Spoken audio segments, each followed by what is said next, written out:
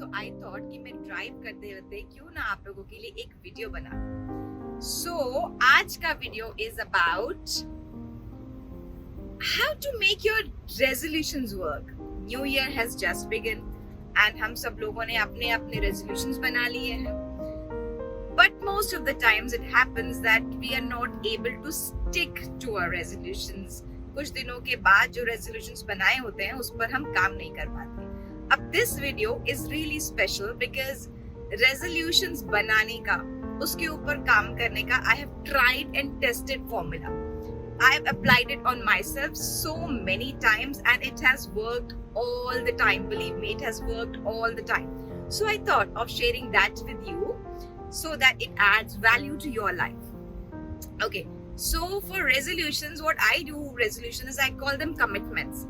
Commitments to my own self that, because when I say resolution, it's like, ye karna hai and it's like a task and it is like a forced thing. When I say commitment, it's like my promise to my own self and चाहे कुछ हो जाए, commitment अपने आप से कर दी तो कर दी.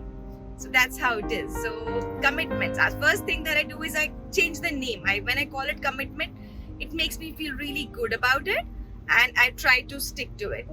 That's one thing. Instead of resolution, call it a commitment. That's first thing. And second thing is, what happens is that we make resolutions on certain areas of our life, and we tend to forget other areas of our life. तो हम एक area पे काम करना शुरू करते हैं क्योंकि दूसरे एरिया पे हम ध्यान नहीं देते हैं.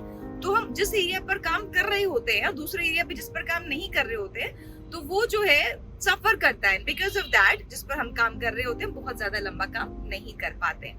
सो मेक योर कमिटमेंट्स और your resolutions in 4 major areas of your life, which is your health goals and your financial goals, your relationship goals and your spiritual goals. So चारों areas में जो है थोड़े रेजोल्यूशंस बनाने हैं. Health, wealth, relationships and spiritual. So इन चारों area में आपने गोल तो बना लेने हैं, लेकिन द थिंग इज दैट जो ज्यादा इंपॉर्टेंट है, जिस एरिया पर आपको ज्यादा काम करने की जरूरत है, उसको प्रायोरिटी ज्यादा दे दीजिए. That's how we can do it. बाकी को कम प्रायोरिटी दे दीजिए, but you must give it a priority. Okay, so that's another thing कि चारों एरियाज के गोल बनाइए and prioritize them according to your requirements. Second point हो गया. Third is, after you have set, you've written down your goals, you have decided that these are the things that I'm going to do. After that, what you do is that, writing them down, and then what you do is that you decide, why do I want to achieve these things? ये मुझे क्यों करना है? क्यों मुझे अपनी life में ये रेजोल्यूशन बनाना है? मुझे क्यों ये इस साल करना है? Find out the reason of each and every goal. That's very very important, because अगर रीजन नहीं होगा हमारे पास कुछ काम करने का, तो हम उस काम को अच्छे से नहीं कर पाएंगे. रीजन ढूंढना बहुत जरूरी है. बिना रीजन के कोई भी काम बहुत लंबे समय तक नहीं किया जा सकता. Okay, So another thing is that जब आपने reason ढूंढ लिया कि ये काम हमें क्यों करना है, why I have to do this, why I have to achieve these goals, उस reason के बाद list बना ले कि क्यों करना है. Second list बनाइए, मुझे ये काम क्यों नहीं करना है, why not, मुझे ये काम क्यों नहीं करना चाहिए अपनी लाइफ में. या इसको ऐसे कह लीजिए कि आपने कुछ ऐसे reasons बनाने हैं जिसमें आप ये लिखें कि मैं ये क्यों नहीं कर पाऊंगी, what is gonna stop me from achieving these goals.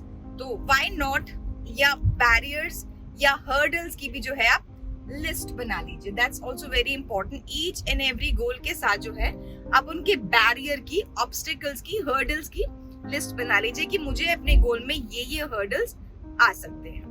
Right? So once you're done with whys and why nots, and then जो भी आपका गोल है, whatever that goal is, try to think that, ये जो मेरा गोल है, जो अल्टीमेट डेस्टिनेशन है, इसका प्रोसेस क्या होने वाला है, जो मेरा रास्ता होने वाला है इसको अचीव करने के लिए, वो क्या होने वाला है.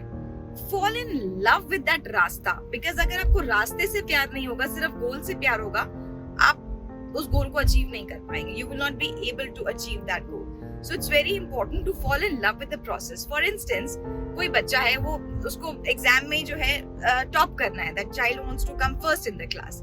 अब उसको टॉप तो करना है, टॉप आने से बिल्कुल फर्स्ट आने से बहुत ज्यादा प्यार है, गोल से बहुत प्यार है, पढ़ाई से प्यार नहीं है. That child doesn't want to study, he does not like to study.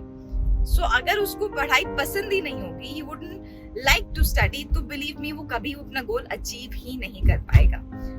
Fitness बहुत पसंद है, एक फिट बॉडी बहुत गोल है, but process of having that fit body, gym जाना, वॉक करना, योगा करना, एक्सरसाइज करना, जो प्रोसेस है उससे प्यार नहीं है, तो कभी भी वो गोल अचीव नहीं हो पाएगा. When you fall in love with the process, you never miss the process. You wake up every morning to do that process and you look forward because the process is so much, you love it so much, you enjoy it so much, it's so thrilling to you that you cannot wait to go and work on that thing.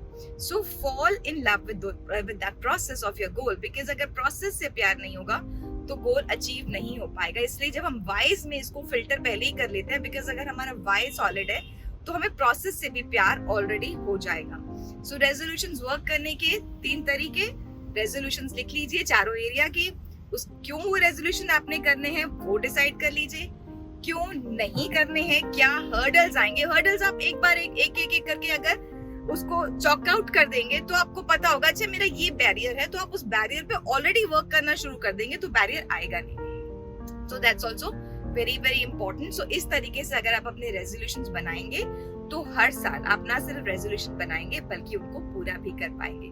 I hope you liked this video and you had fun watching it. I have a small request. If you like this video and if this video has added some value in your life, please do leave a comment below this video so that I also get to know that you like this video and you resonate with it.